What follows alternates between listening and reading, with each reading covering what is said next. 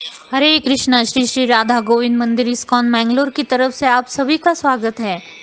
हमारे जीवन में जो बहुत सारे प्रश्न खड़े रहते हैं, जैसे मैं कौन हूँ, मेरी सही पहचान क्या है, मेरे जीवन में इतनी समस्याएं क्यों है, जीवन में जन्म जरा मृत्यु व्याधि क्यों है, मृत्यु होने के बाद आत्मा की क्या गति है, क्या फिर से जन्म लेना पड़ता है या स्वर्ग या नरक मिलता है, स्वर्ग या नरक से परे भी दिव्य शाश्वत भगवान का धाम है। ये धाम प्राप्त करने के लिए हमें भक्ति करनी होगी। भक्ति क्यों करें, किससे सीखे, ऐसे बहुत सारे अनगिनत सवालों का जवाब हमें जो प्रामाणिक शास्त्र है भगवान श्री कृष्ण ने स्वयं प्रदान किया है, ऐसे भगवत गीता से ही हमें मिल सकता है। इस्कॉन मैंगलोर की तरफ से 11 जुलाई से भगवत गीता का 18 दिनों का अभ्यासक्रम शुरू होने जा रहा है।